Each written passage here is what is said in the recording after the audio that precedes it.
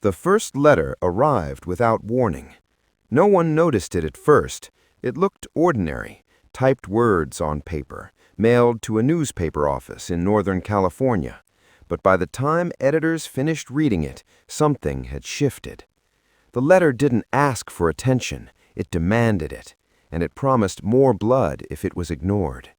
The writer didn't sign his real name. He signed it with a symbol.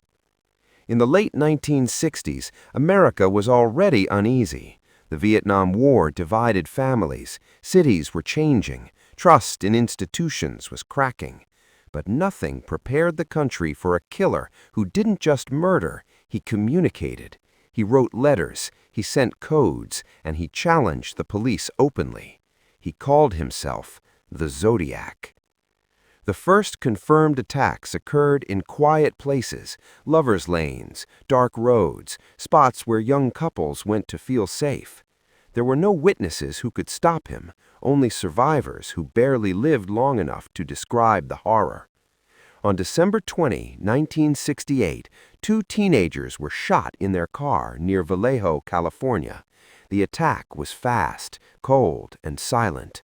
No robbery, no argument, just execution. For months, police had no suspect, no motive, and no explanation. Then the letters came. The Zodiac mailed messages to newspapers describing the crimes in detail, details only the killer could know. Inside the letters were ciphers, symbols, and threats. He demanded they be published. If they weren't, he promised to kill again. The newspapers complied. America watched in disbelief as a murderer controlled headlines. The public studied the ciphers, trying to crack them. Teachers, cryptographers, and amateurs worked day and night. One code was eventually solved, revealing a message that chilled the nation. The killer claimed murder was more fun than hunting animals, and that his victims would become his slaves in the afterlife. Fear spread quietly. Not through riots or panic, but through silence. Parents warned their children. Couples stopped parking in remote places. Police departments coordinated, but the killer seemed always one step ahead. In July 1969, another couple was attacked. This time, one survived long enough to describe the man and the car. It should have been enough. It wasn't. The Zodiac adapted. In October 1969, he changed locations and tactics. In the middle of San Francisco, he stabbed a young couple in a public park. He wore a hood with his symbol sewn onto it. After the attack, he calmly walked away. Then, he mailed another letter. This time, he included part of a victim's shirt as proof. The message was clear. I was here, I will do it again. Police were overwhelmed. Tips flooded in. Suspects came and went. Sketches were released. None matched perfectly. The Zodiac mocked investigators in his letters, criticizing their work, correcting their mistakes, and reminding them that he was still free. What terrified America most wasn't just the violence, it was the intelligence. The Zodiac understood media. He understood fear. He understood how to stay visible without being seen. Each letter kept him alive in the public imagination.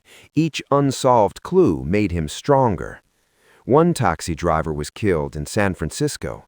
Witnesses saw a man wipe down the cab and walk away. A sketch was made. It looked ordinary, too ordinary. Years passed. Letters slowed, then stopped, but the case never closed. Suspects were named, then dismissed. Evidence degraded. Witness memories faded. DNA testing decades later brought hope, but no final answers. The Zodiac killer was never officially identified. For families of the victims, there was no closure, no final courtroom scene, no confession, only questions. Who was he? Why did he stop? Or did he? Today, the Zodiac case remains open. It's taught law enforcement the importance of communication control, media strategy, and interagency cooperation. It changed how America views anonymous threats, and it remains a warning about how intelligence without conscience can become something truly terrifying. The Zodiac didn't just kill people, he haunted a generation.